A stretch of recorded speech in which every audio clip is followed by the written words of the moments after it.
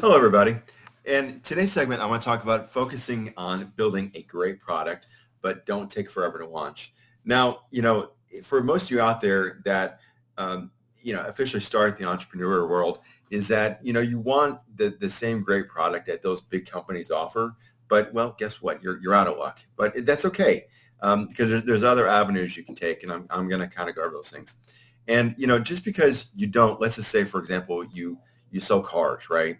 And I'm going to use that as a theme for today's segment, is that, you may not be able to sell cars as, they may not have them as much interaction as those big companies because let's be honest, they have a lot of money. You're just starting out.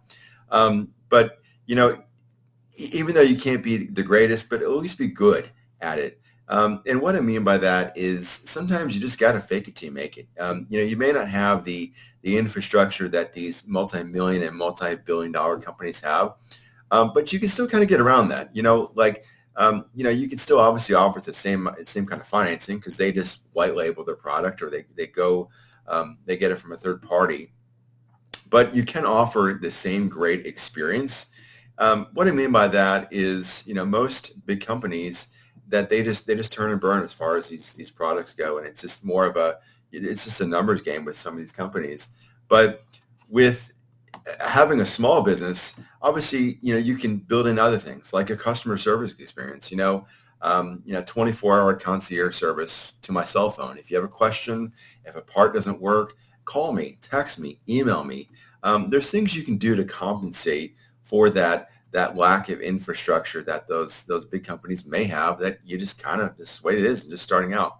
And what I would do in the beginning is write down a list, just literally on a piece of paper, sit, on your desk for 5 or 10 minutes and just sit there and write what makes you different, what makes you better than the competition. And that's your value proposition. So use those whenever people are saying, well, I want to go with the big box guy, but I have X, Y, Z, this, and that. I can beat them.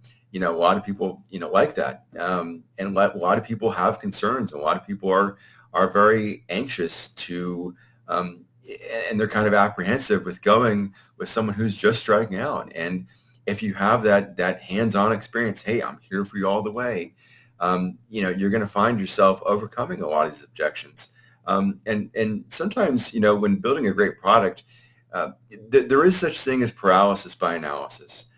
I understand we all want the perfect thing before we launch and cross your T's and dot your I's and make sure everything's kind of full flow. But sometimes you just got to push it out and you got to just wing it. And you got to just say, here it is. There's going to be a mistake or two. We can overcome that by the whole sales process and whatever else. But you just got to put it out there. And then, and a lot of stuff you get just from experience and as far as just differentiating yourself. And that's kind of getting what I was getting at. And then also, in building a great product is that you have to price it correctly. What I would recommend in most small businesses, and especially a lot of small businesses where you don't exactly have a good price, is shop around your competition. Just call them up, say, hey, how much is it, for whatever product you're selling? How much is it for this? And they'll usually tell you. They're pretty open and honest as far as with that. And usually what I recommend doing is take that price and just knock 2 or 3% off. And that's how much you charge. Because if you're doing that, there's no doubt your customers are doing that.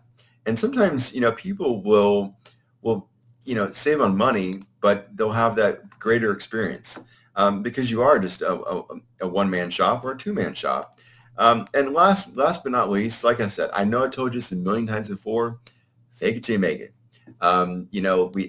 There's not always an answer for everything out there. And, when you have bills piling up, you just fake it. I mean, as long as it's open and honest salesperson and you're not being deceptive and illegal, immoral, things like that, just do it. It's good to do and good to get out there. But a little bit about us, myself and my partner, we have a bookkeeping business, 15 years of experience, www.metroacc.com. You can kind of see out of the corner there, Metro Bookkeeping. Check us out, like us, love us, want some more of us, like and subscribe.